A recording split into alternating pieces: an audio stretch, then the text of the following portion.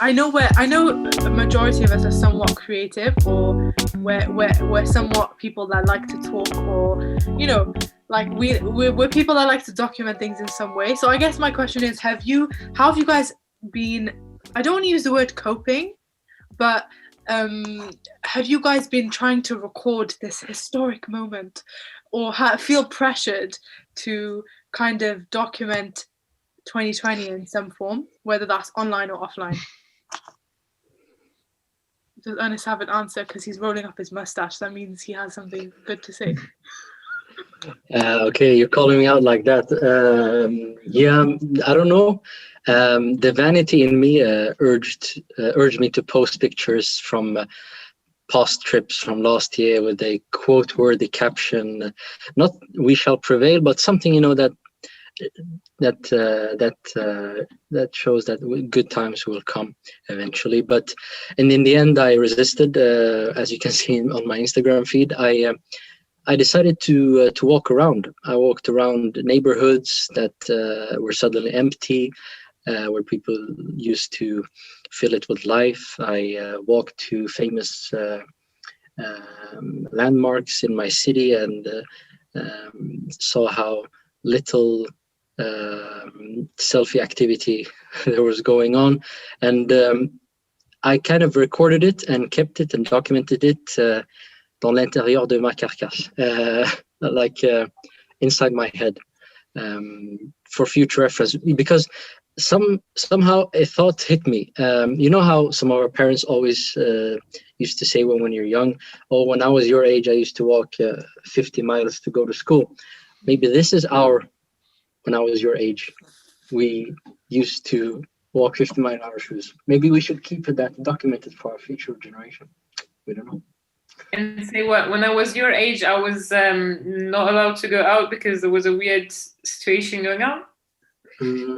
Maybe in the case of France, but you need to add some exaggeration to that. You need to add some. Yeah, it doesn't sound like my dad talking about his childhood. 100%. But documenting it for ourselves, for our memory, I think will be important. But that's perhaps something we can touch upon later in discussion. Yeah, I had a different position on like documenting all the things happening like in practice in the real world, like the empty streets, the empty city centers, and so on, because COVID wasn't something special. Like it was happening around the world. So many people were affected of it, and many people were already taking pictures and archiving all the information. And I was like, okay, let the people do. Like the information will be available for everyone because it's happening around the world. So I was like, okay, like it wasn't special enough for me to like make content out of it, or just maybe it was also that I didn't want it to do it because it's like something I don't want to remember. Maybe it's that, but yeah. Very interesting. To be honest, I'm a bit underwhelmed. I would have expected like a full movie feature of the apocalypse that was 2020 from you, with like bangs, subtitle, like sparks flying from the title scene. But that's actually very like thought-provoking, because I think like many of us can relate to that, in the sense that, do we even want to remember this year? Like, what's the point? What is the actual point of remembering like this whole stage? But Nurhan and Nadia, like, what about you? Have you found a way to, or have you been trying to record what has happened to you, or how you felt, experienced? I don't know. Do you have anything? I did. Actually, I did. I wrote. I used to write even before that. Like I really enjoy writing and documenting my day or documenting my week whenever I can. But that activity of writing became more intense during the pandemic, because I honestly wasn't used to a situation like that, in the sense that I'm someone who's always like out for studying or work, even studying for university, I used just like to go to the library or study with friends and stuff. So I was used to, moving to the mobility, right? So for me, it was just like a new thing, negatively and positively as well. But I'm not gonna forget 2020. So that's the reason why I decided to intensify my writing activity, because even if it was definitely unprecedented time for us, right? It never happened. I mean, the last time it happened, but I'd say like in Europe, it was, as Anna said, during the Spanish flu. But as you guys also said, it's just something that it's happening, and it happened in some countries in Africa, for example, or South Asia, and so on and so forth. It's just it didn't happen where we live. So that also made me think of the Eurocentric perspective that we're in, because this kind of situation is present, but in other corners of the world. And that also was a source of reflection for me during the pandemic. Like, what does it mean to feel like the other, right? To be in the clothes of someone else. And it made me think of the small responsibility that we owe to people who are living in vulnerable conditions, at least to know what's happening, at least to get informed and to get educated in that.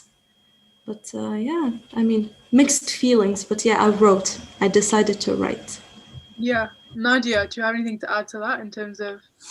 Well, actually, somewhat similar, except that I did not used to write before. So I've been encouraged, even before the pandemic. I've been encouraged to journal by a friend, and basically I've tried it before. I was never consistent, and then I think once we were on actual lockdown, where I was just like going to work, coming back home, never going out again for anything else than work or groceries. I think that's when I started to do it again.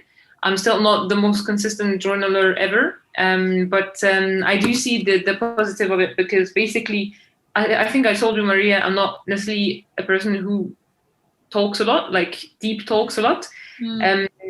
So just thoughts and like memories just go around in my mind, and I just think about them myself. Basically, I do the talking with myself. And that's something that's okay when you have other activities that can like distract you from it at some point, because it's okay to think about stuff, but not the whole time.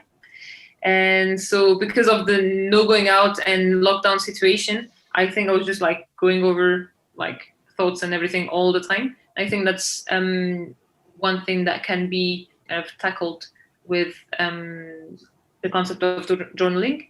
But yeah, it's just very much still in the process, even though 8-month or 9-month pandemic behind us already. But nothing really public. And I think I might join Burak on the idea that maybe it's not something that I really want to document in terms of creativity and everything. That's very interesting. I think it's interesting, like the fact that the word documentation or documenting something triggers the emotion that the purpose of it is to remember.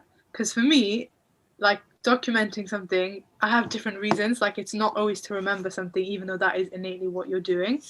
For me, documentation and like similar to Nurhan, I write. So like through writing, it's a way I get through something. So for me, like rather than it being a recollection to remember it afterwards, it's actually to help me understand and process what's happening now. Because I feel like there's a big difference between thinking about something, talking about something, and then writing it down. It's like 3 different languages. And I think when you actually put it like this, is obviously I'm going to be biased because I'm like basically a writer and that's what I've studied and that's my passion. But like genuinely, when you convert something that is a thought or an experience day to day, I'm really passionate about doing something with that, even if it's not to remember it, if that makes sense. So I think there was a time when I was really pushing myself that if I was going to go through a unique experience during this pandemic, I had to document every single detail. And then I didn't keep it up because it was just too much pressure. Like, for example, I traveled abroad during the pandemic in summer and I felt like, okay, this is not going to be a normal travel experience. I really need to write down as many details as possible. And then I got lazy, and then some days I did, some days I didn't. And then now I just find that stressful. And rather what I write about is similar to Nurhan. It's like I just write, and whatever, my writing is rooted in my lessons. So in a nutshell, like, I'm glad that I did write what I wrote, because looking back on already what I've written, it was very detailed things that I completely forgot that even happened. Like, there were restrictions, or there were certain things that happened at the start that probably won't ever happen again, because we're so like this is all so normal to us. So yeah, like, and actually low-key in my head, similar to what Anna said, like, I want to tell a cool story in the future to the younger generation. Like, I want to, and I feel like having that in the written form is the purest way, because it's like the raw cut, if you know what I mean.